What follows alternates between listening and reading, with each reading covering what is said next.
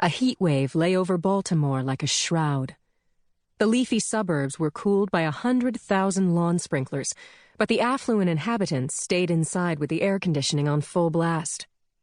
On North Avenue, listless hookers hugged the shade and sweated under their hairpieces, and the kids on the street corners dealt dope out of the pockets of baggy shorts. It was late September, but fall seemed a long way off. A rusty white Datsun, the broken lens of one headlight fixed in place with an X of electrician's tape, cruised through a white working-class neighborhood north of downtown. The car had no air conditioning, and the driver had rolled down all the windows. He was a handsome man of 22 wearing cut-off jeans, a clean white t-shirt, and a red baseball cap with the word security in white letters on the front. The plastic upholstery beneath his thighs was slippery with his perspiration, but he did not let it bother him. He was in a cheerful mood. The car radio was tuned to 92Q. 20 hits in a row! On the passenger seat was an open binder. He glanced at it occasionally, memorizing a typed page of technical terms for a test tomorrow.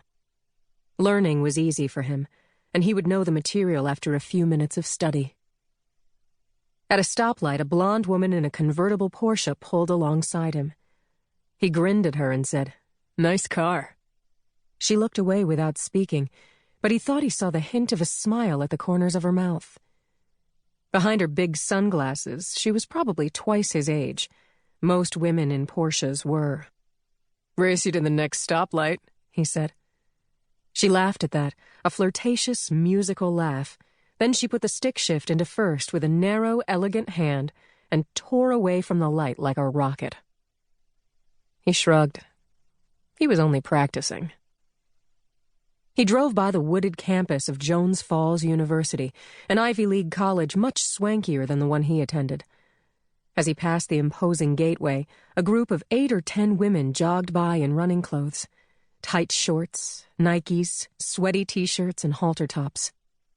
They were a field hockey team in training, he guessed, and the fit-looking one in front was their captain, getting them in shape for the season. They turned into the campus, and suddenly he was overwhelmed, swamped by a fantasy so powerful and thrilling that he could hardly see to drive. He imagined them in the locker room, the plump one soaping herself in the shower, the redhead toweling her long copper-colored hair, the black girl stepping into a pair of white lace panties, the dykey team captain walking around naked, showing off her muscles, when something happened to terrify them. Suddenly they were all in a panic, wide-eyed with dread, screaming and crying on the edge of hysteria. They ran this way and that, crashing into one another. The fat girl fell over and lay there weeping helplessly while the others trod on her, unheeding, as they tried desperately to hide or find the door or run away from whatever was scaring them. He pulled over to the side of the road and put the car in neutral. He was breathing hard and he could feel his heartbeat hammering. This was the best one he had ever had. But a little piece of the fantasy was missing. What were they frightened of? He hunted about in his fertile imagination for the answer and gasped with desire when it came to him. A fire. The place was ablaze and they were terrified by the flames. They coughed and choked on the smoke as they milled about, half-naked and frenzied. "My God," he whispered, staring straight ahead, seeing the scene like a movie projected onto the inside of the Datsun's windshield. After a while, he calmed down. His desire was still strong, but the fantasy was no longer enough. It was like the thought of a beer when he had a raging thirst. He lifted the hem of his t-shirt and wiped the sweat from his face. He knew he should try to forget the fantasy and drive on, but it was too wonderful. It would be terribly dangerous. He would go to jail for years if he were caught. But danger had never stopped him from doing anything in his life. He struggled to resist temptation, though only for a second. "I want it," he murmured, and he turned the car around and drove through the grand gateway into the campus. He had been here before. The university spread across 100 acres of lawns and gardens and woodland.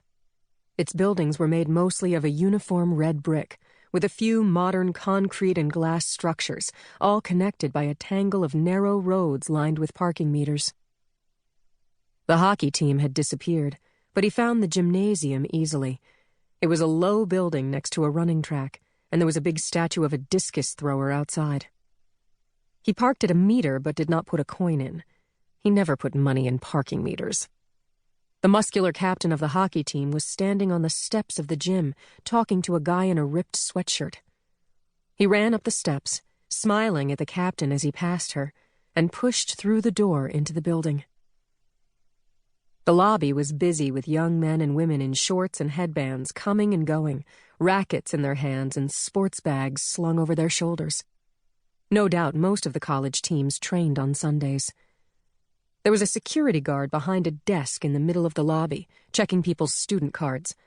But at that moment, a big group of runners came in together and walked past the guard, some waving their cards and others forgetting, and the guard just shrugged his shoulders and went on reading The Dead Zone.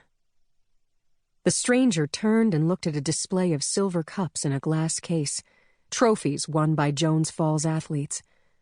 A moment later, a soccer team came in, 10 men and a chunky woman in studded boots, and he moved quickly to fall in with them.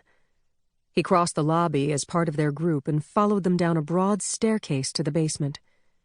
They were talking about their game, laughing at a lucky goal and indignant about an outrageous foul, and they did not notice him. His gait was casual, but his eyes were watchful. At the foot of the stairs was a small lobby with a Coke machine and a payphone under an acoustic hood. The men's locker room was off the lobby. The woman from the soccer team went down a long corridor, heading presumably for the women's locker room, which had probably been added as an afterthought by an architect who imagined there would never be many girls at Jones Falls, back in the days when coeducational was a sexy word. The stranger picked up the payphone and pretended to search for a quarter. The men filed into their locker room. He watched the woman open a door and disappear. That must be the women's locker room. They were all in there, he thought excitedly, undressing and showering and rubbing themselves with towels. Being so close to them made him feel hot. He wiped his brow with the back of his hand. All he had to do to complete the fantasy was get them all scared half to death. He made himself calm. He was not going to spoil it by haste. It needed a few minutes planning. When they had all disappeared, he padded along the corridor after the woman.